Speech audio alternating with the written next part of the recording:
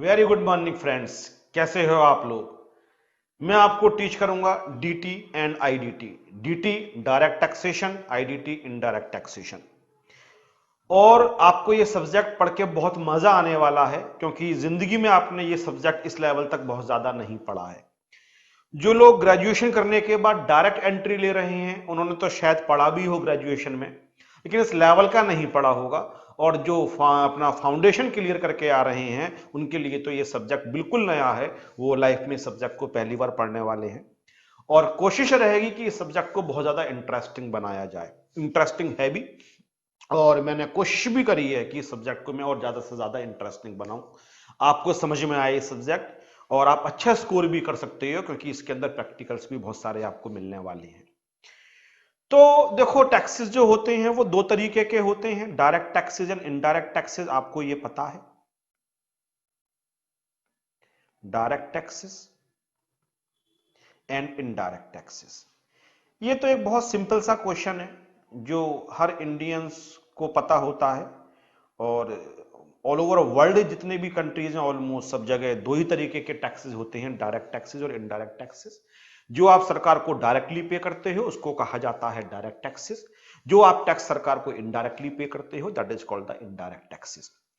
तो direct taxes का example सबसे अच्छा होता है income tax. Income tax direct tax है। और जीएसटी और कस्टम ड्यूटी, ये दो बहुत बड़े एग्जाम्पल हैं इनडायरेक्ट टैक्सेस के। आप इनकम को अर्न करते हो, उस पर आप टैक्स सरकार को डायरेक्टली पे कर देते हो, यू आर पेइंग डायरेक्टली, इसलिए इसको कहा गया डायरेक्ट टैक्स।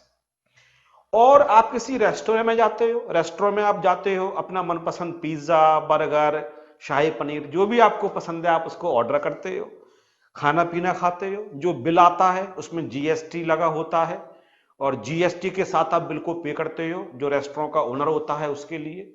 वो उस टैक्स को आगे पास कर देता है गवर्नमेंट के लिए। तो अल्टीमेटली बर्डन तो आप पे पड़ा, आपने पे किया, बट आपने डायरेक्टली पे नहीं किया, आपने इनडायरेक्टली पे किया, इसलिए इसको कहा जाता है इनडायरेक्ट टैक्सेस। तो दो ही तरीके से आप सरकार को टैक्सेस पे कर सकते हो, या तो डायरेक्टली पे कर सकते हो या इनडायरेक्टली पे कर सकते हो। जो आप और आपके सरकार के बीच में कोई तीसरा व्यक्ति नहीं आएगा, थर्ड पर्सन नहीं आएगा, उस टैक्स को बोलेंगे डायरेक्ट टैक्स। और जहां पे एक मिडिल मैन होगा, पहले वो आपसे कलेक्ट करेगा उसके बाद सरकार को देगा, उसको कहा जाएगा इनडायरेक्ट टैक्स। जैसे कि मैंने जीएसटी बोला, ऐसा भी कर सकता है कि वो पहले अपनी जेब से सरकार को पे कर दे फिर आपसे रिकवर कर ले, जैसे कस्टम ड्यूटी में। एक बहुत बड़ा बिजनेसमैन है, इंपोर्टर है, उसने गुड्स को इंडिया के बाहर से इंपोर्ट किया। इंपोर्ट करते समय उसने कस्टम ड्यूटी के लिए पे कर दिया। अब कस्टम ड्यूटी उसने गुड्स की कॉस्ट के अंदर ऐड कर दी और अपना प्रॉफिट भी ऐड कर दिया। अब आप जब गुड्स को खरीदते हो तो आप उसको पे करते हो। जो कस्टम ड्यूटी वो सरकार को पे कर चुका था उसने गुड्स की कॉस्ट के अंदर उसको ऐड कर रखा है, तो अल्टीमेटली बर्डन तो आप पे पड़ा। लेकिन आपने डायरेक्टली सरकार को नहीं दिया, उसने पहले सरकार को दे रखा था और फिर आपसे रिकवर कर लिया, इसलिए कस्टम ड्यूटी को भी बोला जाता है इनडायरेक्ट टैक्सेस। पहले हम बहुत सारे एग्जाम्पल इनडायरेक्ट टैक्सेस के बच्चों को बताया करते थे। मैन्युफैक्चरिंग पे लगता था उसको एक्साइज ड्यूटी कहा जाता था, सेम स्टेट में लगता था उसको वैट कहा जाता था अगर गुड्स सेल होती थी सेम स्टेट में। जो सर्विसेज पे लगता था उसको सर्विस टैक्स कहा जाता था। लेकिन इन सबको अब जीएसटी के अंदर सबस्यूम कर दिया गया है, जीएसटी के अंदर समाहित कर दिया गया है। तो बहुत सारे टैक्सेस को मिला के एक नया इनडायरेक्ट टैक्स बना दिया गया है, गुड्स एंड सर्विसेज टैक्स। अब उसको जीएसटी कहा जाता है। तो मेन डिफरेंस तो यही है कि जो टैक्स आप सरकार को डायरेक्टली पे करते हो डायरेक्ट टैक्स, जो इनडायरेक्टली पे करोगे इनडायरेक्ट टैक्सेस। बहुत सारे एग्जांपल और भी पॉसिबल हैं but these are the main examples. तो इनकम टैक्स क्योंकि सबसे बड़ा डायरेक्ट टैक्स है, सबसे ज्यादा रेवेन्यू का कलेक्शन जो डायरेक्टली सरकार को होता है वो इनकम टैक्स का होता है, इसलिए हम लोग जनरली इंटरचेंजेबली बोल देते हैं। हम कौन सा सब्जेक्ट पढ़ रहे हैं, डायरेक्ट टैक्स पढ़ रहे हैं, या हम बोल देते हैं कि हम इनकम टैक्स पढ़ रहे हैं। लेकिन अगर देखा जाए तो इंटरचेंजेबली आप यूज नहीं कर सकते हो। सारे के सारे डायरेक्ट टैक्सेस होंगे ये जरूरी नहीं है, लेकिन डायरेक्ट टैक्स इनकम टैक्स भी है, ये बात कंफर्म्ड है। इनकम टैक्स डायरेक्ट टैक्स है, लेकिन इनकम टैक्स के अलावा और भी टैक्स डायरेक्ट टैक्सेस हो सकते हैं। तो अगर इन जनरल बोला जाए कि हम डायरेक्ट टैक्स को स्टडी कर रहे हैं, इसका मतलब हो सकता है कि आप एक से ज्यादा टैक्स को, इनकम टैक्स के अलावा कोई और भी डायरेक्ट टैक्स आप पढ़ रहे हो। लेकिन क्योंकि इनकम टैक्स डायरेक्ट टैक्स का सबसे बड़ा एग्जाम्पल है, सरकार के लिए सबसे बड़ा सोर्स होता है रेवेन्यू का, इसलिए जनरली हम ये बोल देते हैं कि हमारे सब्जेक्ट का नाम डायरेक्ट टैक्स है, या फिर हम बोल देते हैं हमारे सब्जेक्ट का नाम, हमारे पेपर का नाम इनकम टैक्स है। आई होप आपको ये बात अच्छी तरीके से समझ में आई होगी। बच्चे ये पूछते हैं सरकार हमसे टैक्सेस क्यों लेती है, इसको भी छोटा सा डिस्कस कर लेते हैं, तब आगे चलेंगे। पहले मैं डेफिनेटली इनकम टैक्स को शुरू करूंगा और फिर मैं आपको जीएसटी और कस्टम ड्यूटी की क्लासेस भी साथ साथ प्रोवाइड करूंगा, लेकिन पहले डेफिनेटली मैं इनकम टैक्स के लिए स्टार्ट करूंगा। देखो, देश चलाने के लिए सरकार को पैसा चाहिए और वो पैसा सरकार हम लोगों से टैक्स की फॉर्म में कलेक्ट करती है और फिर फैसिलिटीज की फॉर्म में वो पैसा हमें वापस कर दिया जाता है। देखो, इस तरीके से समझो कि एक घर के अंदर 4 लोग रहते हैं, 4 भाई रहते हैं और एक कॉमन ड्राइंग रूम है। अब वो अपनी अपनी इनकम को ऑन करते हैं, अपने घर में टीवी लगा रखा है और बड़े भाई ने अपने जो उसका रहने का जगह उसके लिए एलोकेटेड है, सारी दुनिया की फैसिलिटीज लगा रखी हैं। और एक ड्राइंग रूम भी है जिसके अंदर मेहमान वगैरह मिलने आते हैं, मेहमान चारों भाइयों से मिलने के लिए आते हैं। तो वो चारों भाई मिलकर डिसाइड करते हैं, ऐसा करते हैं, एक बॉक्स बना लेते हैं और इसमें थोड़ा थोड़ा पैसा अपनी इनकम का डाल दिया करेंगे। और जो गेस्ट वगैरह आएंगे उनकी जो जरूरतें होंगी, प्लस उनके जो नाश्ते वगैरह के लिए पैसा चाहिए होगा, ड्राइंग रूम को मैनेज करने के लिए, उस बॉक्स में से खर्च करते रहेंगे। तो हमारी जो जरूरतें होती हैं वो 2 लेवल पे होती हैं। एक तो हमारी जरूरत वेरी पर्सनल लेवल पे होती है, जो बिल्कुल व्यक्तिगत होती है, और एक हमारी जरूरत ऐसी होती है जो कॉमन होती है, जो मेरी जरूरत है वही मेरे पड़ोसी की जरूरत है, वही मेरे और जो साथ में रहते हैं उनकी जरूरत है, और जो मुझसे दूर भी रहता है उसकी भी वो जरूरत है। तो उस पैसा जो मैं कमा रहा हूं उसके 2 हिस्से कर देते हैं। एक हिस्सा तो मैं इसलिए रख लेता हूं कि मैं अपनी जरूरतों को पूरा करूंगा, मुझे अपने बच्चों की एजुकेशन फीस देनी है, मुझे अपने घर के लिए एलपीजी सिलेंडर खरीदना है, मुझे अपने खाने पीने का सामान खरीदना है, ये मेरी पर्सनल रिक्वायरमेंट्स हो गई। लेकिन कुछ जरूरतें ऐसी हैं, जब सड़क पर चलेंगे तो मेट्रो चाहिए। अब वो मेट्रो से मैं भी चलूंगा, मेरे फ्रेंड्स भी चलेंगे, मेरे रिलेटिव्स भी चलेंगे, मेरे पड़ोसी भी चलेंगे, और जो मुझे नहीं जानते हैं वो भी चलेंगे। इसी तरीके से आपको सड़क अच्छी चाहिए, आपको इंफ्रास्ट्रक्चर चाहिए, आपको फ्लाईओवर चाहिए, आपको ब्रिज चाहिए, आपको सैटेलाइट चाहिए। आप ये चाहते हो जो हमारे पड़ोसी देश है उनसे हमारा मुल्क सेफ भी रहे, रहना भी चाहिए सेफ, तो हमें आर्मी भी अपनी अच्छी चाहिए, उन आर्मी के लोगों को हमारे लिए सैलरी भी देनी पड़ेगी। अब वो केवल जो आर्मी पर्सनल है वो केवल मेरे लिए तो अपने देश को सेफ नहीं कर रहे हैं, जितने भी देश के अंदर रहते हैं सभी की सेफ्टी के लिए वहां पे तैनात है, उनकी सैलरी देनी पड़ेगी, उन लोगों के लिए वेपन्स खरीदने पड़ेंगे, आर्म्स खरीदने पड़ेंगे।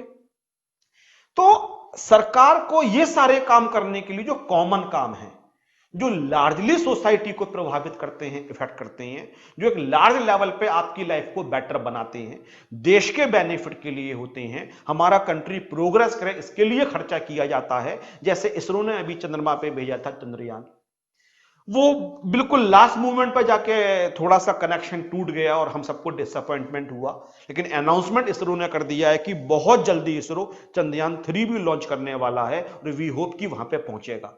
तो हमारे लिए प्राउड मूवमेंट होता, हम बहुत सारे नए नए इन्वेस्टिगेशंस करते, चंद्रमा के बारे में पता चलता, फ्यूचर में हो सकता है वहां पे आदमी के रहने की पॉसिबिलिटीज को हम तलाशते। ये अर्थ कभी छोटा पड़ जाएगा तो वहां पे लोगों को माइग्रेट करना पड़ेगा, अर्थ पे किसी भी तरीके की कोई विपत्ति फ्यूचर में आती है, स्टीफन हॉकिंग्स कह के ही गए थे कि 1000 साल की लाइफ अर्थ पे बची हुई है, इतना तो आप भी पढ़ते होगे न्यूज़पेपर वगैरह के अंदर।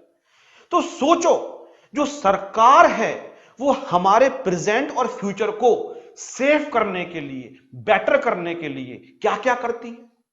मैं दिल्ली में रहकर क्लासेस रिकॉर्ड करता हूं, हालांकि कुछ लोग आपके उड़ीसा में भी क्लासेस खरीदते हैं, वेस्ट बंगाल में खरीदते हैं, हैदराबाद में कुछ लोगों ने खरीदा हुआ है, उत्तराखंड में खरीदा हुआ है, ऑलमोस्ट सारे ही स्टेट्स में स्टूडेंट्स खरीद रहे हैं। तो मुझे नहीं पता कि आपके स्टेट गवर्नमेंट ने, आपके जो भी गवर्नमेंट है उसने क्या आपके लिए प्रोवाइड किया है, लेकिन दिल्ली में पिछले कुछ सालों में किसी भी पार्टी की सरकार रही हो, कितना ज्यादा दिल्ली के अंदर विकास किया गया, डेवलपमेंट किया गया। दिल्ली में बहुत सारे फ्लाईओवर्स बनाए गए हैं, दिल्ली में पार्क्स को मेंटेन किया गया है, जो हमारे यहाँ की म्यूनिसिपैलिटी के पार्क्स हैं उसमें ओपन जिम लगाई गई है जगह जगह, उन पार्क्स को प्रॉपर तरीके से मेंटेन किया जाता है। तो सरकार हर लेवल पे मेरी लाइफ को और आपकी लाइफ को बेटर बनाने की कोशिश कर रही है। तो सरकार कहती है इसके लिए पैसा कहां से आएगा?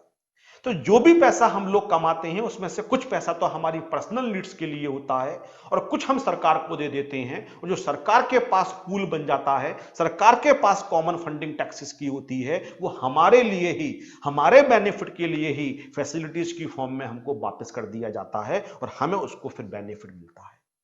इसलिए मैं हमेशा कहता हूं कि हर सिटीजन को टैक्स ईमानदारी से ऑनेस्टली पे करना चाहिए। सर फिर पे क्यों नहीं करते हैं? क्योंकि वो बेनिफिट्स कई बार आपको दिखाई नहीं पड़ते हैं। ऑनेस्टली अगर सरकार काम करे तो वो बेनिफिट्स आपको दिखाई पड़ेंगे और फिर उसके बाद आपको टैक्स पे करने में जरा भी डिफिकल्टी नहीं होगी, क्योंकि वो बेनिफिट्स आपके लिए विजिबल है। आपको सड़कें साफ मिलने लगे, आपको पार्क्स मेंटेन मिलने लगे, आपको पॉल्यूशन का सामना नहीं करना पड़े, पब्लिक ट्रांसपोर्ट बेटर कर दिया जाए, रेलवे कंपार्टमेंट्स को साफ कर दिया जाए, रेलवे की टाइमिंग अच्छी कर दी जाए, बच्चों के स्कूल्स को इंप्रूव कर दिया जाए, हॉस्पिटल्स को साफ सुथरा कर दिया जाए और कम रेट पे अच्छी दवाइयां मिलना शुरू हो जाएं। कम से कम सरकार यही काम कर दे तो आपको दिखाई पड़ने लगेगा कि मेरा पैसा मेरे लिए खर्च किया जा रहा है। लेकिन हमारे पॉलिटिशियंस के वेस्टेड इंटरेस्ट होते हैं, वो स्कैम्स कर लेते हैं कभी कभी, या फिर अपने पर्सनल बेनिफिट्स के लिए खर्च कर लेते हैं, फिर जनता तक वो बेनिफिट्स पहुंच नहीं पाते हैं, तो मन खट्टा हो जाता है और फिर एक आदमी टैक्स देने से डरता है। अदरवाइज टैक्स देने का पर्पज क्या है मैंने आपको समझा दिया। टैक्स देने से कंट्री का डेवलपमेंट होता है और उस डेवलपमेंट के अल्टीमेटली आप भी भागीदार होते हो, because you are the citizen of the India. तो टैक्स पे करना चाहिए और वो आपको बेनिफिट्स की फॉर्म में वापस मिलेगा, सेफ्टी की फॉर्म में वापस मिलेगा, सिक्योरिटीज की फॉर्म में वापस मिलेगा, साइंस की फॉर्म में वापस मिलेगा, एंड डिफरेंट इंफ्रास्ट्रक्चर फैसिलिटीज की फॉर्म में आपके लिए वो टैक्सेस वापस किए जाएंगे। तो जो टैक्स सरकार हमसे लेती है वो कौन सी सरकार लेगी ये भी डिसाइड करना जरूरी है। सेंट्रल गवर्नमेंट लेगी या स्टेट गवर्नमेंट लेगी? फेडरल सिस्टम है, आपको इतना भी पता है। एक हमारी यूनियन गवर्नमेंट है जिसको सेंट्रल गवर्नमेंट भी कहा जाता है, जिसके हेड प्राइम मिनिस्टर्स होते हैं। इस समय मोदी जी प्राइम मिनिस्टर हैं। फिर बहुत सारे स्टेट्स हैं जिसकी गवर्नमेंट स्टेट गवर्नमेंट कहा जाता है, जिसका हेड चीफ मिनिस्टर होता है, जैसे दिल्ली के अरविंद केजरीवाल जी हैं। इसी तरीके से यूपी के योगी आदित्यनाथ जी आपके चीफ मिनिस्टर हैं, एमपी के हैं, राजस्थान के हैं, हरियाणा के मोहनलाल खट्टर जी आपके चीफ मिनिस्टर हैं, और जिस स्टेट में भी आप रहते हो वहां आपके चीफ मिनिस्टर्स होंगे। तो एक राज्य सरकार है जो केवल अपने स्टेट के लोगों को इंप्रूव करने के लिए पैसा खर्च कर रही है, वहां पे एडमिनिस्ट्रेशन दे रही है और वहां पे सरकार चला रही है। तो कुछ पैसा तो सेंट्रल गवर्नमेंट को चाहिए, कुछ पैसा स्टेट गवर्नमेंट को चाहिए। सेंट्रल गवर्नमेंट के पास जो डिपार्टमेंट्स है, सेंट्रल गवर्नमेंट वहां पैसा खर्च करेगी।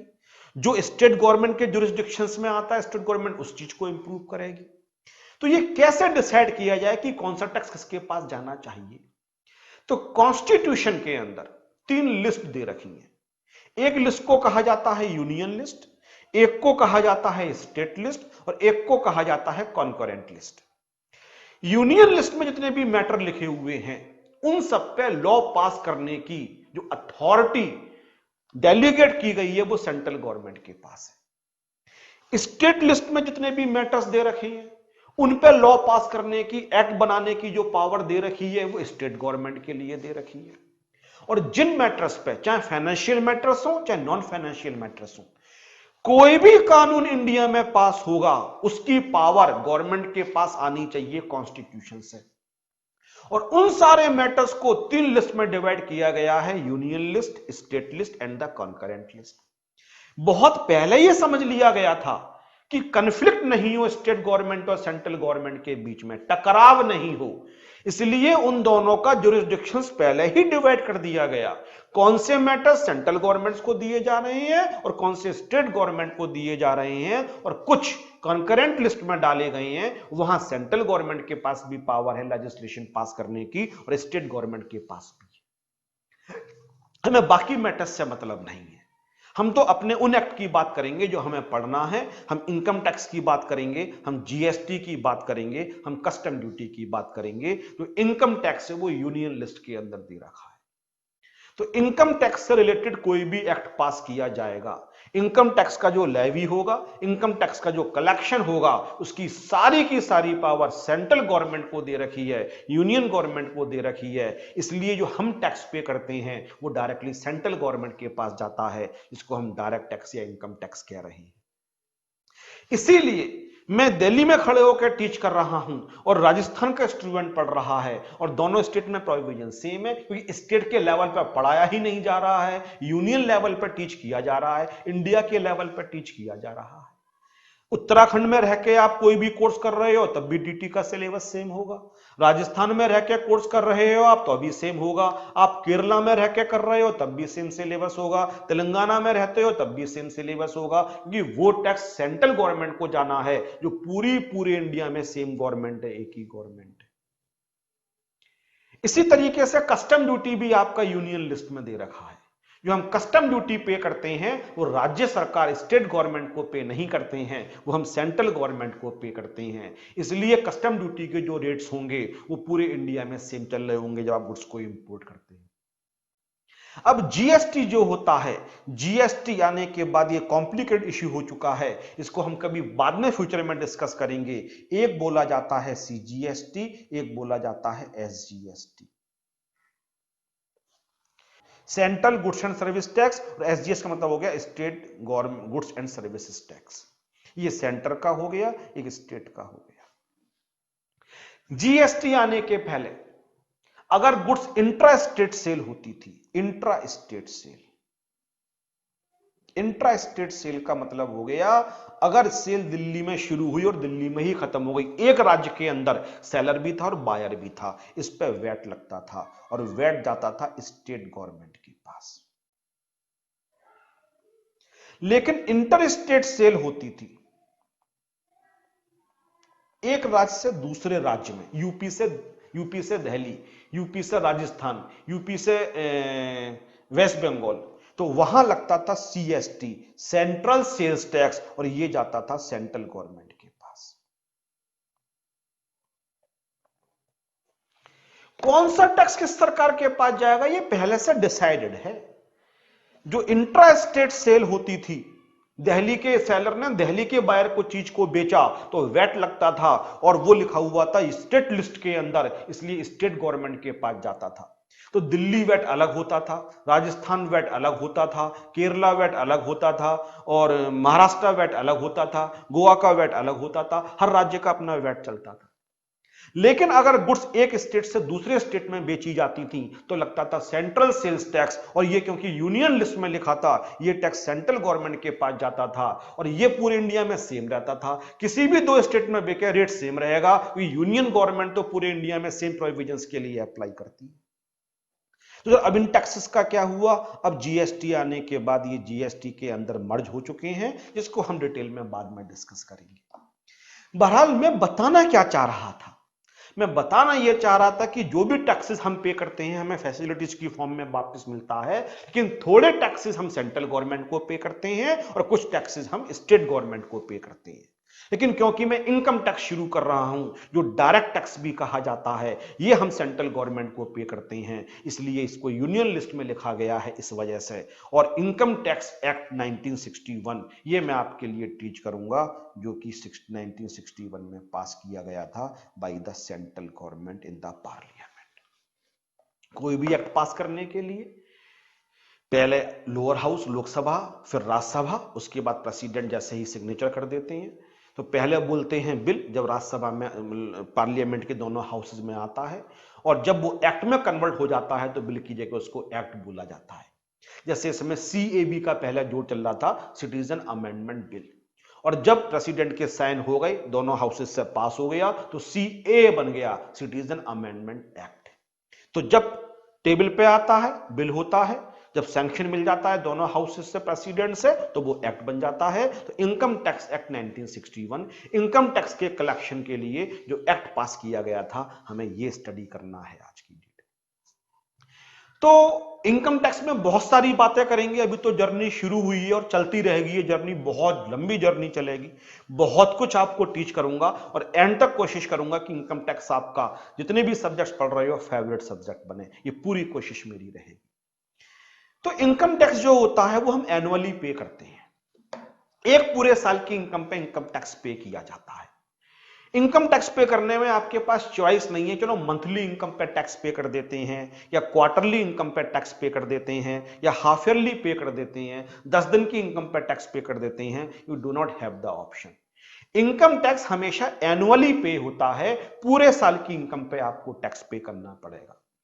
इस तरीके से समझो, मैंने यहां पे लिखा 2021, यहां मैंने लिखा 1920, यहां मैंने लिखा 1819, यहां मैंने लिखा 1718। एक बात और बता दूं, इनकम टैक्स में ईयर का 99% प्लेसेस पे मतलब होगा फाइनेंशियल ईयर।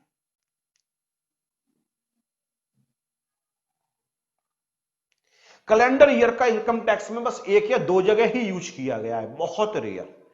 इनकम टैक्स में जहां भी ईयर लिखा हुआ है तो फाइनेंशियल ईयर लिखा हुआ है।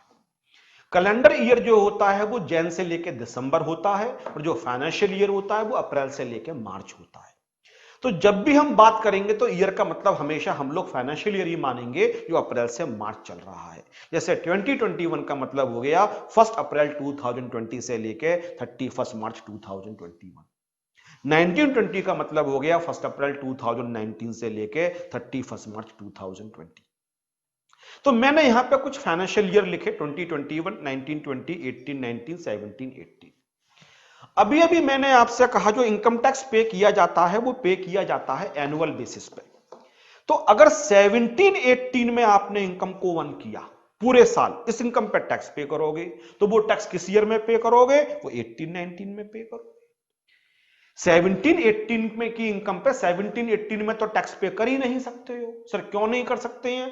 पूरे साल की इनकम पे टैक्स पे करना है।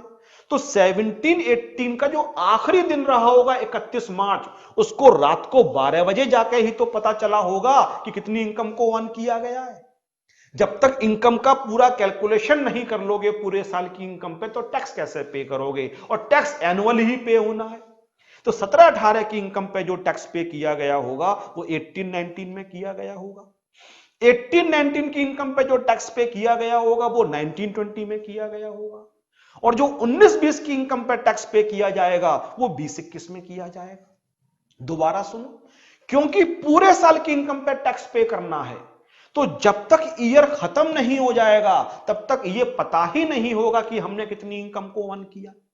तो हमें पहले ईयर खत्म होने का वेट करना पड़ेगा, so that we can compute how much income was earn in this year.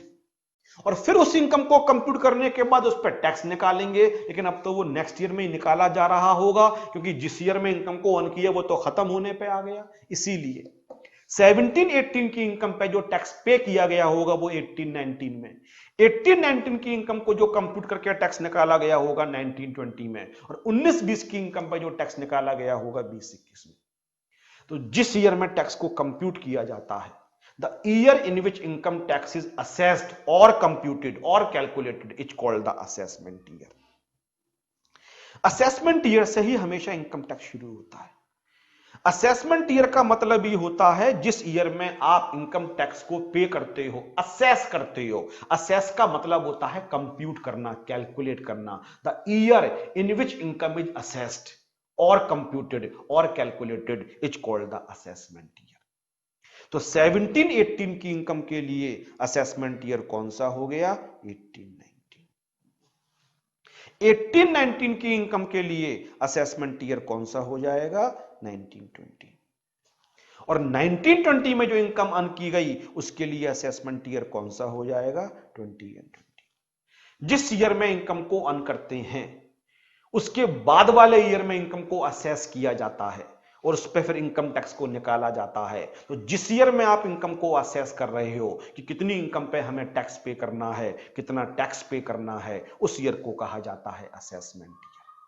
बात तो लॉजिकल है, नाम तो आपको देना पड़ेगा। किसी भी चीज को एड्रेस करने के लिए नॉमेनक्लेचर जरूरी है, नामकरण करना जरूरी है। किसी का नाम राम होगा, किसी का नाम श्याम होगा, किसी का नाम जैसे मेरा नाम सौरभ है, किसी का नाम और कुछ होगा, प्रियांशु होगा, किसी का नाम राधा होगा। तो एड्रेस करने के लिए, कम्युनिकेशन करने के लिए किसी को नाम देना जरूरी है ना। तो जिस ईयर में इनकम को असेस किया जा रहा है, जिस ईयर में इनकम टैक्स को निकाला जा रहा है उस ईयर को क्या नाम दिया जाए? उसको नाम दिया गया असेसमेंट ईयर, क्योंकि वो ईयर असेस हो रही है उस ईयर में इनकम, इसलिए उसको कहा जाता है assessment year. Assessment year short में कहते हैं AY। The year in which income is assessed और computed is called the assessment year.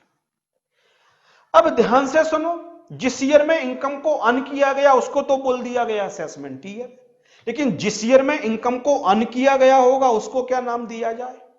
अब 2 ईयर इन्वॉल्व हो गए, एक में आपने इनकम को अर्न किया और दूसरे ईयर में आपने टैक्स पे किया इनकम को कंप्यूट करने के बाद।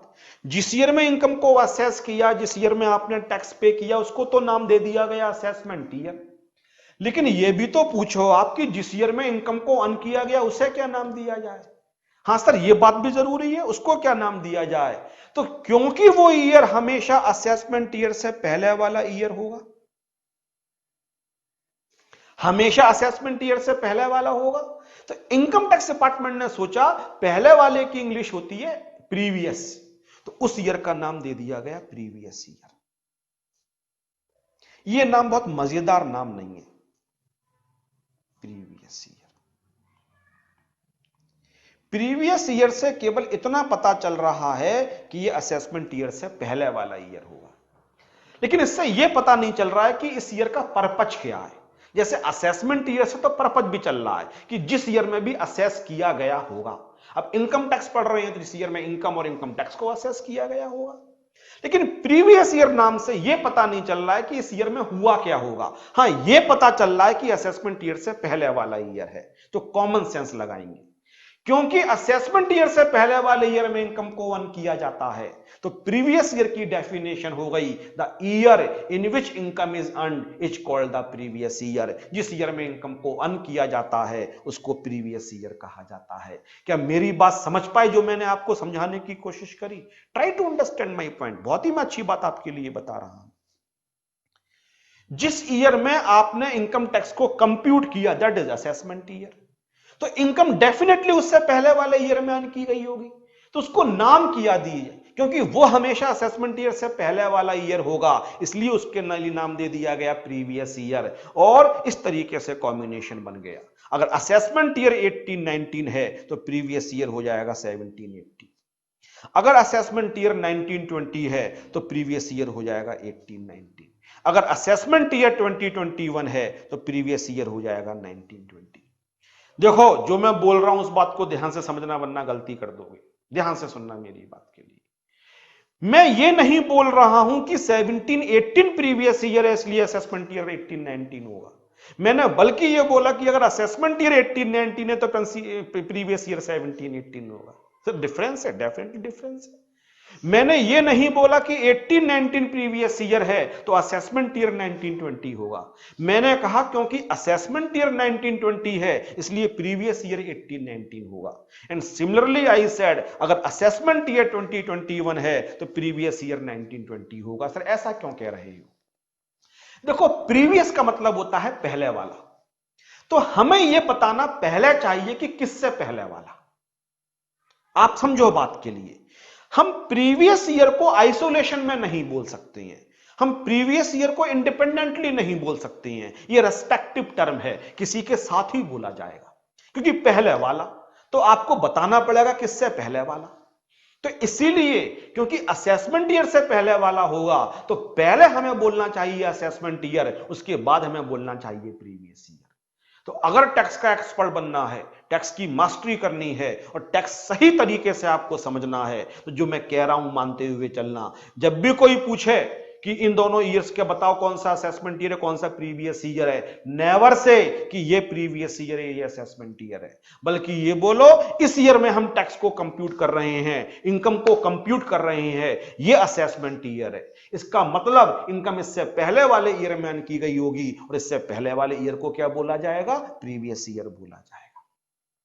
तो इस एग्जाम्पल में असेसमेंट ईयर 2021, तो असेसमेंट ईयर 2021 के लिए प्रीवियस ईयर हो जाएगा 1920। अगर असेसमेंट ईयर 1920 तो असेसमेंट ईयर 1920 के लिए प्रीवियस ईयर हो जाएगा 1819, और अगर असेसमेंट ईयर 1819 तो प्रीवियस ईयर हो जाएगा 1718। आई होप जो मैंने आपको पढ़ाया वो यहां समझ में आया। अब बात ये उठती है, सर ये बात बताई क्यों जा रही है कि कौन सा प्रीवियस ईयर कौन सा असेसमेंट ईयर? हमें तो आप एक साल की इनकम का टैक्स निकालना सिखा दो। नहीं, ऐसा नहीं हो सकता है। इनकम टैक्स हर साल बहुत ज्यादा चेंज होता रहता है। बजट आता है, उस बजट का एक हिस्सा होता है फाइनेंस एक्ट, और वो फाइनेंस एक्ट क्या करता है, इनकम टैक्स के अंदर बहुत सारे अमेंडमेंट्स करता है, इनकम टैक्स के अंदर बहुत सारे चेंजेस करता है, जो कि हर साल होते रहते हैं। दोबारा सुनो मेरी बात के लिए, और ये बात बड़ी नॉलेजेबल है।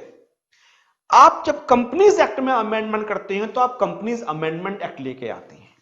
जैसे अभी सिटीजन एक्ट में अमेंडमेंट हुआ तो सिटीजन अमेंडमेंट एक्ट के थ्रू किया गया। जो मेन एक्ट होगा उसका नाम तो सिटीजन एक्ट होगा, और उसमें अमेंडमेंट करने के लिए सिटीजन अमेंडमेंट बिल आया। जब हाउसेस से पास हुआ, प्रेसिडेंट की सैंक्शन मिला, तो वो क्या बन गया, सिटीजन अमेंडमेंट एक्ट। और जो प्रोविजन थे अब वो किसके अंदर जाके मर्ज हो जाएंगे, जो मेन एक्ट था उसके अंदर जाके मर्ज हो जाएंगे। जहां जहां अमेंडमेंट किया होता वहां जाके उनको डाल दिया जाएगा। यही आपने लॉ में पढ़ा होगा। कंपनीज एक्ट 2013 में कोई भी अमेंडमेंट किया जाएगा तो पहले हाउस में क्या आएगा, पार्लियामेंट के अंदर क्या आएगा, कंपनीज अमेंडमेंट बिल। पास होने के बाद प्रेसिडेंट से भी परमिशन मिल जाएगी, कंपनीज अमेंडमेंट एक्ट। और जो मेन कंपनीज एक्ट 2013 है उसके अंदर उन अमेंडमेंट्स के लिए इनकॉर्पोरेट कर दिया जाएगा। क्या मेरी बात आपको समझ में आई? लेकिन जितने भी सेंट्रल गवर्नमेंट के फाइनेंस से रिलेटेड एक्ट हैं, सेंट्रल गवर्नमेंट के फाइनेंस से रिलेटेड, जैसे इनकम टैक्स हो गया, जैसे कस्टम ड्यूटी हो गया, इसमें अमेंडमेंट करने के लिए एक कॉमन एक्ट आता है, कॉमन, जिसको कहा जाता है फाइनेंस एक्ट। इनकम टैक्स का टीचर जब भी बोलेगा बेटा देखो ये अमेंडमेंट है, तो वो कभी ये नहीं बोलेगा by the income tax amendment act, वो बोलेगा by the finance act. Custom act में जब भी कोई अमेंडमेंट किया जाएगा तो वो टीचर कभी ये नहीं बोलेगा by the custom amendment act, वो क्या बोलेगा, बाय द फाइनेंस एक्ट। जब भी इनकम टैक्स के अंदर, जब भी कस्टम ड्यूटी के अंदर, जब भी सेंट्रल गवर्नमेंट का कोई फाइनेंस से रिलेटेड एक्ट है, उसमें किसी भी तरीके का कोई अमेंडमेंट किया जाता है तो एक कॉमन एक्ट आता है जिसको कहा जाता है फाइनेंस एक्ट। और फाइनेंस एक्ट बजट का एक हिस्सा होता है। जिस समय बजट प्रेजेंट किया जाता है उस समय फाइनेंस बिल बोला जाता है। जब बजट पास हो जाता है दोनों हाउसेज में एक कॉमन मीटिंग होती है, प्रेसिडेंट अपना सैंक्शन दे देते हैं, तो फाइनेंस बिल क्या बन जाता है, फाइनेंस एक्ट बन जाता है। और फाइनेंस एक्ट के अंदर इनकम टैक्स के अमेंडमेंट भी होंगे, एक्साइज के अमेंडमेंट भी हुआ करते थे, सर्विस टैक्स के भी हुआ करते थे, कस्टम के भी हुआ करते थे। और जिस एक्ट का जो भी अमेंडमेंट हुआ करता था उस मेन एक्ट में उसको इनकॉर्पोरेट करते हुए चले जाते थे। तो इनकम टैक्स का टीचर भी ये बोलता था बेटा ये अमेंडमेंट फाइनेंस एक्ट ने किया है, कस्टम का टीचर भी यही बोल रहा था, एक्साइज का भी टीचर यही बोलता था। तो इनकम टैक्स एक्ट में बहुत सारे चेंजेस करता है रिलेवेंट फाइनेंस एक्ट। जो फाइनेंस एक्ट आता है वो इनकम टैक्स में हर साल बहुत सारे चेंजेस करता है। सर चेंजेस क्यों किए जाते हैं? देश की रिक्वायरमेंट के हिसाब से, जो सिचुएशन चल रही है, सरकार को क्या चीज प्रमोट करनी है, सरकार को क्या चीज डिमोट करनी है, आप कहां टैक्स की चोरी कर रहे थे तो उन प्रोविजंस को और भी ट्रांसपेरेंट बनाना है, कहां पे सरकार किस चीज में और ज्यादा बेनिफिट देना चाहती है, कौन सी नई चीजें इनकम टैक्स में इंट्रोड्यूस करना चाहती है, कौन सी चीजों का मतलब खत्म हो गया उनको टैक्स से हटाना चाहती है। सरकार की जो पॉलिसी मेकिंग बॉडी होती है वो बहुत सारे डिसीजन लेती है फाइनेंस से रिलेटेड टैक्स को कलेक्शन करने के लिए। तो हर साल इनकम टैक्स एक्ट में बहुत सारे अमेंडमेंट्स किए जाते हैं। तो हम जो प्रोविजंस पढ़ेंगे वो पढ़ेंगे जो हमारे असेसमेंट ईयर के लिए एप्लीकेबल होंगे। इस वजह से फर्क क्या पड़ता है, अमेंडमेंट्स की वजह से हर साल टैक्स का रेट भी चेंज हो सकता है, टैक्स के प्रोविजंस भी चेंज हो सकते हैं, इनकम को निकालने का मेथड भी चेंज हो सकता है। बात सुनो, अगर कोई कहता है कि मेरी इनकम 6 लाख रुपए थी 4 साल पहले और मैंने उस इनकम पे असेसमेंट में इतना टैक्स पे किया था, आज वो कहता है कि मेरी इनकम दोबारा से 6 लाख है, मैं उतना ही टैक्स पे कर दूं, दो डिफरेंट क्वेश्चन हो गए। उस ईयर की बात छोड़ो, उस ईयर में कंप्यूटेशन का क्या तरीका हुआ करता था, कौन सा बेनिफिट मिलता था, कौन सा बेनिफिट नहीं मिलता था, टैक्स का रेट क्या चलता था, वी आर नॉट बॉदर। भाई साहब ये बताओ, अब जो टैक्स पे कर रहे हो उस समय कौन से प्रोविजन से एप्लीकेबल हैं, उसके अकॉर्डिंग आपकी इनकम को कंप्यूट किया जाएगा और इस समय जो रेट्स एप्लीकेबल हैं वो आपकी इनकम पे लगाए जाएंगे। इसलिए इनकम टैक्स में ये बताना बहुत जरूरी होता है कि हमारे लिए कौन सा असेसमेंट ईयर है, और असेसमेंट ईयर पता चल गया तो प्रीवियस ईयर तो उससे पहले वाला होगा, इमीडिएटली पता चल जाएगा और हम वही प्रोविजंस पढ़ेंगे जो उस असेसमेंट ईयर के लिए एप्लीकेबल होंगे। ये बात अच्छे तरीके से कान खोल के सुन लो, कोई भी पुरानी बुक टच मत कर लेना, उसके प्रोविजंस आपको धोखा दे जाएंगे। You can lose your marks in the examinations. जितने भी बच्चे यहां पढ़ रहे हैं उनके जो एग्जाम्स होने वाले हैं वो 20 और 21 में होने वाले हैं। आप पूछो आपका एग्जाम कब है? हाँ सर 20-21 में हमारा एग्जाम होगा। और अगर आपका एग्जाम 20-21 में होगा तो 20-21 में आप एग्जामिनेशन हॉल में बैठ के उस पर्सन की इनकम को कंप्यूट कर रहे होगे, उस पर टैक्स निकाल रहे होगे। इसलिए आप लोगों के एग्जाम के लिए असेसमेंट ईयर हो गया 20 एंड 21। और क्योंकि 20-21 में आपको इनकम कंप्यूट की जा रही है, इसका मतलब उस पर्सन ने, जिस पर्सन की भी इनकम आप निकाल रहे हो वो किस ईयर में अर्न करी होगी? सर 20-21 से पहले वाले ईयर में अर्न करी होगी। तो प्रीवियस ईयर कौन सा हो जाएगा? 1920 हो जाएगा। अब ये डिसाइड हो गया, अब ये चेंज नहीं होगा आप लोगों के लिए जो 20-21 में पेपर देने वाले हैं, क्योंकि 2021 में आप उस आदमी की इनकम को कंप्यूट करके टैक्स निकालोगे जो असेसमेंट कर रहे हो 20-21 में कर रहे हो। तो आप लोगों के एग्जाम के लिए असेसमेंट ईयर हो गया 20-21। और क्योंकि 20-21 असेसमेंट ईयर है, इसलिए पेपर में जो भी इनकम के पर्टिकुलर्स आपको दे रखे होंगे वो 20-21 से पहले वाले ईयर में अर्न किए गए होंगे। इसलिए आपके एग्जाम के लिए रेलेवेंट प्रीवियस ईयर हो गया 1920। जिस ईयर में इनकम और इनकम टैक्स को असेस करते हैं उसको कहा जाता है असेसमेंट ईयर, और जिस ईयर में उस इनकम को अर्न किया जाता है वो इससे इमीडिएटली पहले वाला ईयर होता है, उसको कहा जाता है previous year. And for your examination assessment year is 2021 and the previous year is 1920। और हमें जो एग्जाम में अपने पढ़ना पड़ेगा तो वो हो गया फाइनेंस एक्ट 2009। जो फाइनेंस एक्ट 2019 आया था तो 19-20 में जो इनकम कमाई जाएगी उसके लिए आया, मतलब 20-21 में जो इनकम को असेस किया जाएगा उसके लिए था। तो वो सारे अमेंडमेंट्स हमें पढ़ने हैं जो फाइनेंस एक्ट 2019 ने इनकम टैक्स एक्ट 1961 के अंदर इनकॉर्पोरेट किए थे। अब दोबारा बजट आने वाला है, बहुत जल्दी फेब में आने वाला है बजट, और वो बजट होगा फाइनेंस एक्ट 2020, उसमें एक हिस्सा होगा। आपको वो बजट नहीं देखना है, उसके प्रोविजंस अपने कान में नहीं डालने हैं। जो फाइनेंस एक्ट 2020 से अमेंडमेंट होंगे वो प्रीवियस ईयर 2021 के लिए होंगे। मतलब असेसमेंट ईयर कौन सा हो जाएगा? 21-22। तब तक तो हम लोग फाइनल में आ चुके होंगे, हम फाइनल में देखेंगे उस फाइनेंस बिल के लिए, फाइनेंस एक्ट के लिए। जो 20-21 में एग्जाम दे रहे हैं उनके लिए जो रिलेवेंट फाइनेंस एक्ट होगा वो होगा फाइनेंस एक्ट 2019। कान खोल के सुन लो, जहां भी मैं बोल लूं this amendment by finance act 2019, बस समझ लेना हमारे नंबर पक्के हो गए। जो भी अमेंडमेंट्स होते हैं उसके पेपर में आने के चांसेस एकदम से शूट कर जाते हैं, इंक्रीज कर जाते हैं। तो सर इसकी लॉ में डेफिनेशन भी बता दो, वो बाद में, उस डेफिनेशन को बाद में देखेंगे जो एक्ट में लिखी हुई है। पहले जो मैं बता रहा हूं, मैं तुम्हारा बेस तैयार कर रहा हूं, इंटरेस्ट क्रिएट कर रहा हूं, फिर एक्ट की लैंग्वेज में भी एंटर करेंगे, वहां क्या लिखा हुआ है वो भी डिटेल में देखेंगे। लेकिन आज की डेट में आपको ये पता चल गया, जिस ईयर में इनकम टैक्स को असेस करके पे करते हैं असेसमेंट ईयर, और उस इनकम को उस ईयर से पहले अर्न किया गया होता है, तो जिस ईयर में इनकम को अर्न किया गया होता है उसको कहा जाता है प्रीवियस ईयर। आई होप यहां तक जो भी पढ़ाया आपको मजा आया होगा सुन के, पढ़ के, और एग्जैक्टली आप समझ रहे होगे मैं कहना क्या चाहता हूं। इसके बाद एक बात और करते हैं, इसके बाद एक मजेदार बात यह करते हैं पढ़ने वाली, और जो आपको समझने वाली बात है। इनकम टैक्स ये कहता है इनकम को जो अर्न किया जाता है वो हम कुछ हेड्स में डिवाइड करेंगे। हम ये बताएंगे कि हम इनकम का नाम क्या दे रहे हैं। पहले मैं लिखता हूं तब अपनी बात को डिटेल में समझाऊंगा। इनकम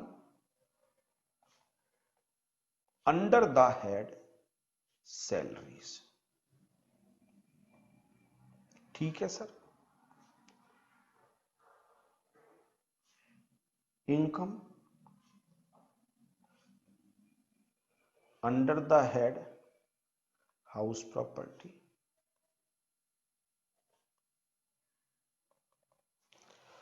एक मिनट बेटा,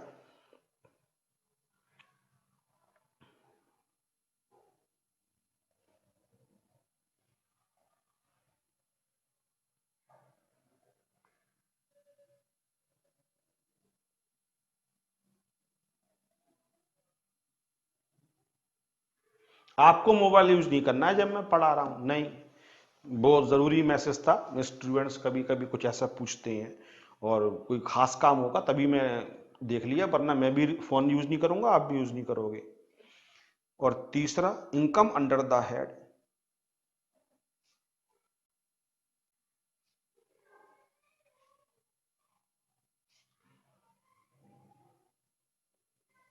profits and gains of business और प्रोफेशन। और चौथा सरकार ने लिखा इनकम अंडर द हेड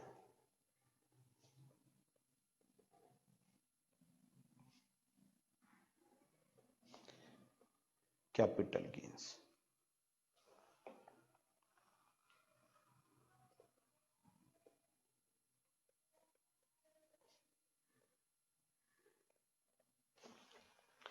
सरकार कहती है बंसल जी टैक्स पे करो, बंसल जी मतलब सौरभ बंसल। मैं कहता हूं ठीक है मैं टैक्स पे कर देता हूं। बोले जो आप 90-20 में इनकम को अर्न कर रहे हो उस पे आपको टैक्स 20-21 में पे करना पड़ेगा। मैंने कहा सर अभी तो जनवरी चल रही है, अभी तो और भी अर्न करूंगा, अभी तो बहुत सारी पेन ड्राइव्स मेरी बिकेंगी, एक दो फेस टू फेस है वहां से भी फीस आएगी, तो जैन अभी खत्म हो जाए, फैब खत्म हो जाए, 31 मार्च को ये प्रीवियस ईयर खत्म हो जाएगा, उसके बाद हम टैक्स निकालना शुरू कर देंगे और फिर हम पे कर देंगे असेसमेंट ईयर में। सरकार ने कहा ठीक। अब हम उसको कंप्यूट कैसे करेंगे? तो सरकार मुझसे पूछती है बंसल जी आप कौन सी इनकम को अर्न करते हो? मैं कहता हूं उससे क्या फर्क पड़ता है, इनकम आ रही है, इनकम को निकालूं, खर्चे माइनस कर दूंगा। बोले नहीं, इनकम के कंप्यूट करने का तरीका भी डिफरेंट होगा। इनकम को निकालने का प्रायोरिटी मेन तो वो ही रहेगा, इनकम में से खर्चे माइनस करो, लेकिन बहुत सारे प्रोविजंस डिफरेंट भी हो सकते हैं और वो इस पर डिपेंड करेगा कि आपकी नेचर ऑफ इनकम क्या है। मैंने सरकार से कहा नेचर ऑफ इनकम से आपका क्या मतलब? बोले इनकम को हम बेसिकली 4 हेड्स में डिवाइड कर रहे हैं। अगर आप एज एन एम्प्लॉय अर्न कर रहे हो फ्रॉम योर एम्प्लॉयर तो उसको हम बोलेंगे सैलरी इनकम। अगर आप अपने घर को लेट आउट करते हो और आपको रेंटल इनकम हो रही है,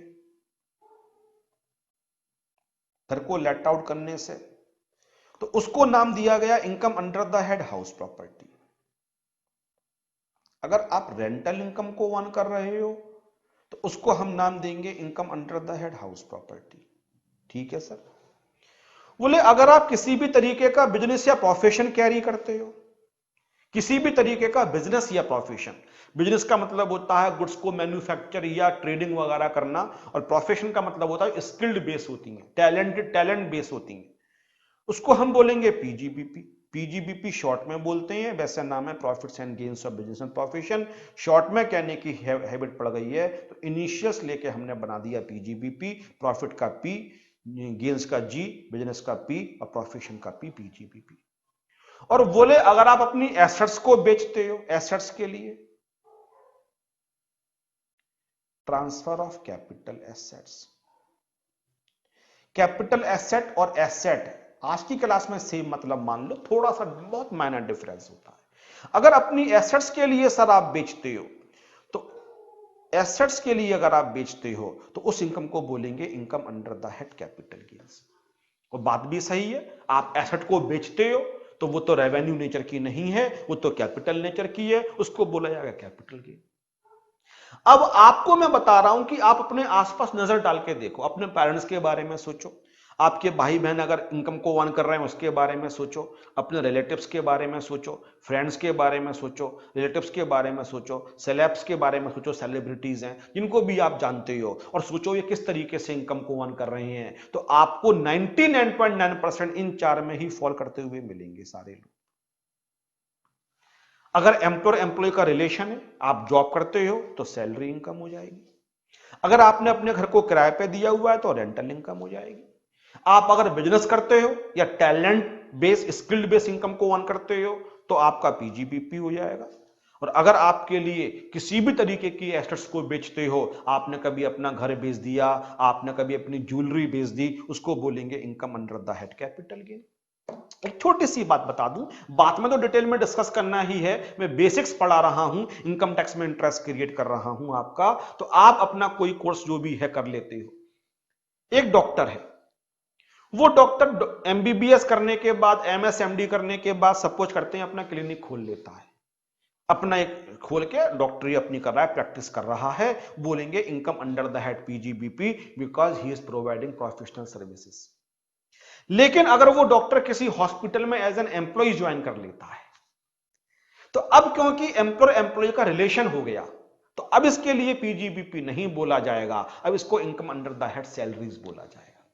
ये क्वेश्चन हम सैलरी में डिस्कस करते हैं कि एक डॉक्टर अगर अपनी प्रैक्टिस कर रहा है और किसी हॉस्पिटल में एज एन एम्प्लॉय कर रहा है, तो हाउ टू फाइंड आउट कि कौन सी इनकम सैलरी में जाएगी, कौन सी पीजीबीपी में जाएगी। लेकिन यहां लॉजिक के थ्रू आपको भी तो समझ में आ रहा होगा मैं कहना क्या चाहता हूं। आप में से कोई सीए कर रहा है, सीए करने के बाद अपनी प्रैक्टिस करते हो, तो definitely you are providing professional services, उसको बोलेंगे income under the head PGBP. लेकिन सीए करने के बाद आप एज ए ऑडिटर किसी कंपनी को ज्वाइन कर लेते हो, तो अब आपका जो रिलेशन हो गया वो एम्प्लॉय एम्प्लॉय का हो गया, वो आपकी इनकम को बोला जाएगा income under the head salaries. तो आज की क्लास के लिए आप इतना समझ सकते हो कि अगर एम्प्लॉयर एम्प्लॉय का रिलेशन होगा, एम्प्लॉयर एम्प्लॉय, मास्टर सर्वेंट का रिलेशन होगा, तो हम बोलेंगे income under the head salaries.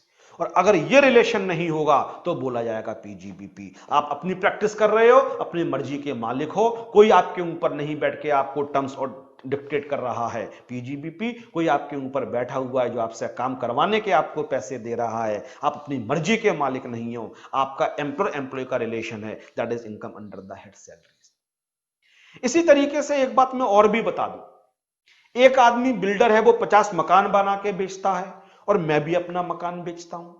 जो बहुत सारे मकान बना के बेच रहा है उसके लिए तो बिजनेस हो गया, लेकिन मेरे लिए तो मकान मेरा इन्वेस्टमेंट था, मेरी तो एसेट थी, मेरे लिए कैपिटल गेन हो गया। तो एक ज्वेलरी शॉप वाला है, वो भी ज्वेलरी बेच रहा है, कुछ ज्वेलरी मैंने भी किसी टाइम पर खरीदी थी, आज मैं बेचता हूं। ज्वेलरी शॉप वाले के लिए ज्वेलरी होगी वो पीजीबीपी हेड में जाएगी, लेकिन मैं ज्वेलरी को बेचता हूं तो कैपिटल गेन्स में जाएगी। आप समझो, बिजनेस की चीज होती है स्टॉक इन ट्रेड, और एसेट और स्टॉक इन ट्रेड में तो डिफरेंस, आप तो अकाउंट्स के सब्जेक्ट हो, आपको अच्छी तरीके से पता है। कोई चीज दुकान में रखी होती है स्टॉक इन ट्रेड, घर के लॉकर में रखी होती है इन्वेस्टमेंट एसेट्स। मेरा घर पर्सनल मेरे लिए इन्वेस्टमेंट है, एसेट है, लेकिन बिल्डर के लिए जैसे लोग पंखे बेचते हैं, जैसे एसी बेचते हैं, जैसे टीवी बेचते हैं, वो मकान बेच रहा है, उसके लिए वो एसेट नहीं है, उसके लिए वो स्टॉक इन ट्रेड है। उसके लिए इनकम का हेड, इनकम की नेचर पीजीबीपी की मानी जाएगी, लेकिन मेरे लिए इनकम मानी जाएगी कैपिटल गेन्स की। अगर मैं अपनी ज्वेलरी बेचता हूं तो मेरे लिए इन्वेस्टमेंट था, मैं टीचर हूं, उसमें मैंने इन्वेस्ट किया था, एसेट है, मेरे लिए कैपिटल गेन की इनकम होगी। लेकिन ज्वेलर के लिए, जिसने ज्वेलरी शॉप रन कर रहा है, उसके तो स्टॉक इन ट्रेड के तरीके से है, उसके लिए पीजीबीपी की इनकम होनी चाहिए। बहुत ही अंडरस्टूड बातें समझ में आ रहा होगा। तो इस क्लास को देखने के बाद आप नीचे उतरते हो, एक महाशय आपको पकड़ के कहते हैं बेटा क्या कर रहे हो, आप अपने कोर्स का नाम बताते हो। वो कहते हैं बेटा मैं गोल्ड बेच के आ रहा हूं, अब इनकम टैक्स में इनकम को कंप्यूट करना है, मैं समझ नहीं पा रहा हूं कि कौन से चैप्टर के प्रोविजंस लगाऊं। तो एक ही बात, आपके पास जो ज्वेलरी या गोल्ड था वो एज ए इन्वेस्टमेंट्स था या as a stock in trade था। वो कहता है बेटा मैं तो डॉक्टर हूं, मेरे पास पैसा था, मैंने गोल्ड खरीद लिया, अब बेच दिया, इन्वेस्टमेंट्स के तरीके से। आपकी इनकम वैसे कंप्यूट की जाएगी जैसे कैपिटल गेन चैप्टर में लिखा हुआ है। बोले बेटा मेरी तो ज्वेलरी की शॉप है, मैं तो खरीदता रहता हूं, बेचता रहता हूं, तो he was holding the asset as a stock in trade. अब उसकी इनकम को निकालने का तरीका वो होगा जो income under the head profit and gains of business of profession में लिखा हुआ है, थोड़े डिफरेंट तरीके से उसकी इनकम निकाली जाएगी। लेकिन बात यहां खत्म नहीं होती है, बात यहां से शुरू होती है, और बात शुरू होकर 5वें हेड में जाती है। अगर कोई ऐसी इनकम है जो इन 4 हेड्स के अंदर फॉल नहीं करती है, पैटी इनकम्स होती हैं, वो सेकेंडरी इनकम होती है, लेकिन होती हैं इनकम जो इन चारों हेड्स में नहीं जाएंगी। तो अगर उनके लिए कोई हेड नहीं बनाया गया तो वो इनकम, वो आदमी क्या बोलेगा, फिर तो मैं इनकम को अर्न ही नहीं कर रहा हूं। आप कहते हो इनकम 4 तरीके की होती है और मेरी इनकम इन चारों हेड्स में फॉल ही नहीं कर रही है। तो ऐसी इनकम्स के लिए और कितने सारे हेड्स बनाए जाएं। इनकम तो पैटी बहुत सारी हो सकती है, मैं भी नाम बताऊंगा। तो उन सबको कवर करने के लिए कॉमन हेड बना दिया गया और जिसका नाम रखा गया income under the head other sources.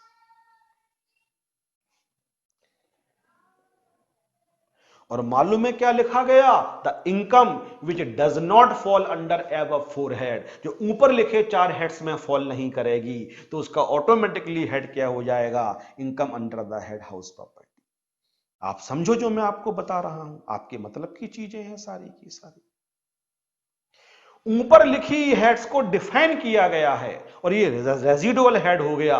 जो इनकम चारों हेड ने एक्सेप्ट करने से मना कर दी वो ऑटोमेटिकली कहां पहुंच गई, 5वें हेड्स में पहुंच गई। सर एक एग्जाम्पल तो देके बताओ बेटा, इसका जो बहुत ही अच्छा एग्जाम्पल है वो इंटरेस्ट ऑन डिबेंचर्स हो गया।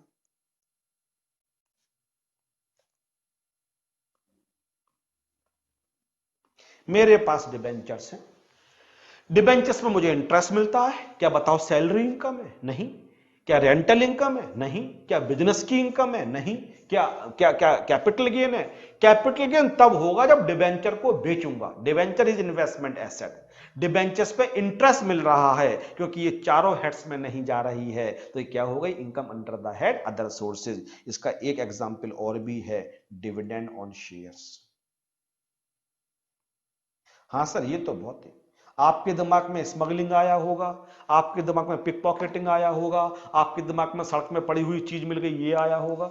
यही चलता है तुम्हारा दिमाग। इतने सालों से पढ़ा रहा हूं, 2003 एंड 4 में पहला बैच पढ़ाया था, 16-17 ईयर्स हो गए, मुझे पता है दिमाग कहां जाता है। उनको भी डिस्कस करेंगे बाद में।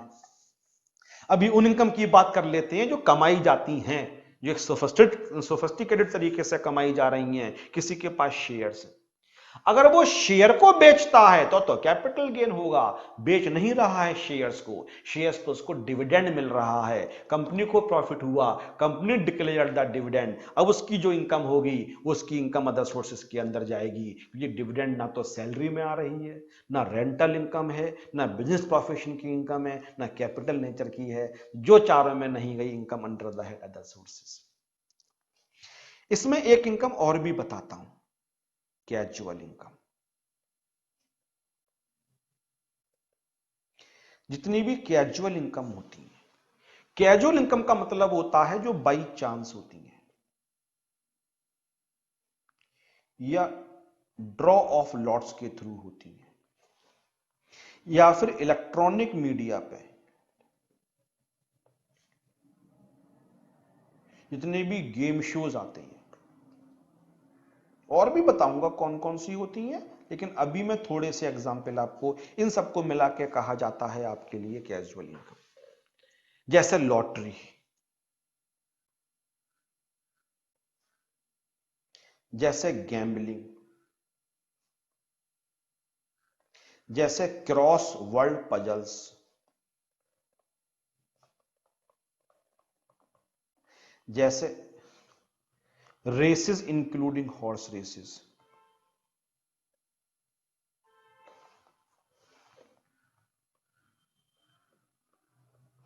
जैसे केबीसी। या तो बाई चांस हो या ड्रॉ ऑफ लॉट्स के थ्रू हो या मीडिया, इलेक्ट्रॉनिक मीडिया पे कोई भी गेम शो चल रहा हो। जैसे अब लॉटरी है बाई चांस, गैम्बलिंग है बाई चांस, क्रॉसवर्ड पजल्स आपने देखा होगा, आप एक अखबार में आती है क्रॉसवर्ड पजल्स, लेफ्ट से राइट फिल करो, अप से बिलो फिल करो, तो आप उस पजल को फिल करके आप न्यूज़पेपर वालों को भेज देते हो। अब पूरे इंडिया से एंट्रीज आई होंगी, उनके ड्रॉ निकाला गया होगा, तो क्या हो गया, ड्रॉ ऑफ लॉट्स, बहुत सारी में से एक चुनी गई होगी, तो ये भी एक तरीके से बाई चांस नेचर की हो गई। रेसेस, आप किसी रेस कोर्स में जाते हो, आपने फिल्मों में देखा होगा बहुत सारे हॉर्सेस दौड़ रहे हैं और लोग पैसे लगा रहे हैं उसके ऊपर, तो ये क्या हो गया, बाई चांस कौन सा घोड़ा जीतता है, तो ये किस नेचर की हो गई, कैजुअल नेचर की हो गई, इसको कैजुअल इनकम बोला जाता है।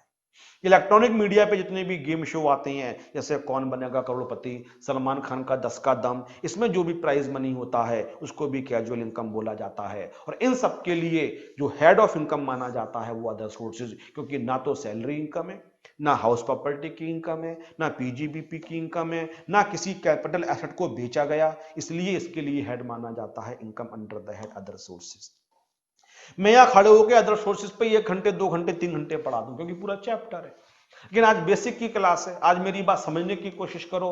जो भी आपको इनकम मिले, जो अर्न की गई है, अगर वो ऊपर लिखे 4 हेड्स के अंदर नहीं जाती है तो किस हेड में आ जाएगी? Income under the head other sources. और उसी के अकॉर्डिंग आपको कंप्यूट करना पड़ेगा जो इस चैप्टर के प्रोविजंस होंगे, फिर उस पर आपको टैक्स पे करना पड़ेगा। तो अभी तक मैंने आपको थोड़ी बात तो ये बताई कि टैक्स 2 तरीके के होते हैं। फिर हमने ये डिस्कस किया कि हम टैक्स सरकार को पे क्यों करते हैं, उस पर भी आप कन्विंस हुए होंगे।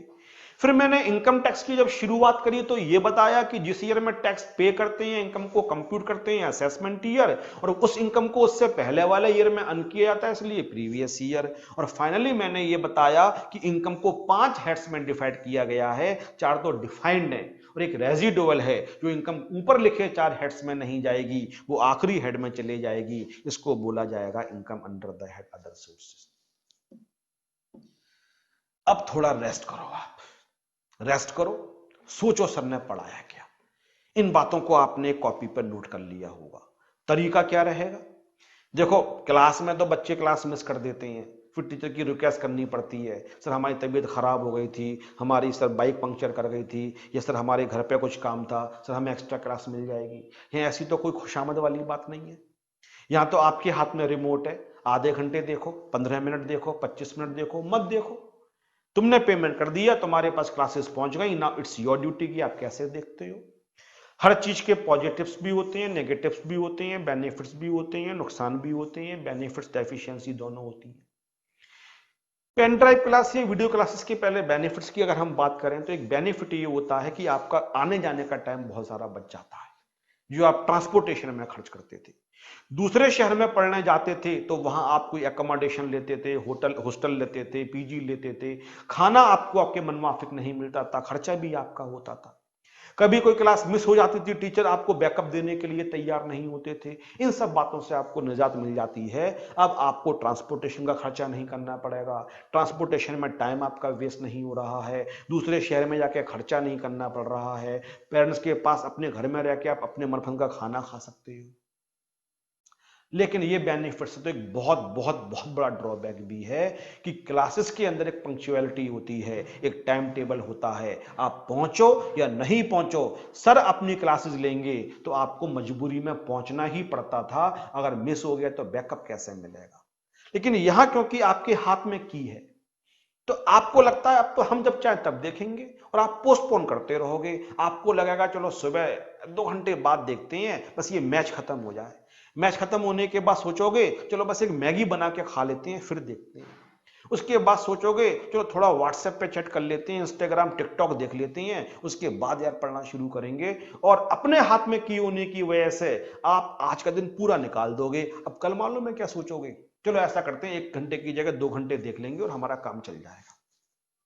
और मुझे पता है, देखो मेरी बात मानो, तुमसे ज्यादा एक्सपीरियंस लूं, इतने सारे बच्चों को पढ़ाया है, हजारों बच्चों को पढ़ाया है, तो कहीं ना कहीं साइकोलॉजी समझता हूं। और वो एक्यूमुलेट होता चला जाएगा, और एक दिन इतना एक्यूमुलेट हो गया कि आपको टाइम कम लगने लगा एग्जाम तक पहुंचते पहुंचते, तो वहां आपका मन पढ़ाई से उचटने लगेगा। कसम खा लो, जिस तरीके से बैच चलता था, जिस तरीके से जाते ही जाते थे, उसी तरीके से पेन ड्राइव का शेड्यूल बनाएंगे।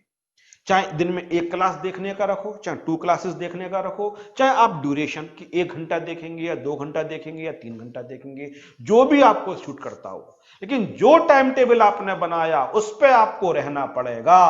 मैं आपको बता रहा हूं, उस पर नहीं रहोगे तो बहुत पछताओगे। इस तरीके की बातें भी करेंगे टाइम टू टाइम, जिससे कि आपको अपनी स्ट्रेटजी बनाने में बेनिफिट हो। बहुत लंबी क्लासेस में प्रोवाइड नहीं करूंगा। क्लासेस तो मुझे पूरा ही प्रोवाइड करना है, चाहे वो 50 क्लासेस में प्रोवाइड करूं, चाहे एक आपको 100 क्लासेस में प्रोवाइड करूं, क्या फर्क पड़ता है? 50 क्लासेस का मतलब लंबी क्लासेस हो गई, 100 का मतलब छोटी क्लासेस हो गई। सारी क्लासेस तो आप ही के पास है। मैं छोटी क्लासेस इसलिए प्रोवाइड करता हूं जनरली, कि आप उस क्लास को देखने के बाद उसके बारे में सोचो, क्योंकि उसका रिलेशन आगे आने वाले क्लासेस में होगा। तो आप एक फ्रेश माइंड से जब नई क्लास को देखोगे तो आपकी कंटिन्यूटी बेटर हो जाएगी, अंडरस्टैंडिंग बेटर हो जाएगी। हमेशा मैं हर क्लास के एंड में हमेशा बोलता हूं, हंसते रहिए, मुस्कुराते रहिए, पढ़ते रहिए, और डाउट्स अगर मुझसे पूछना चाहते हो तो मेरा ईमेल आईडी नीचे डिस्प्ले हो रहा है, imsb003@gmail.com। बहुत जल्दी नेक्स्ट वीडियो में फिर आपसे मुलाकात होगी। Thank you very much.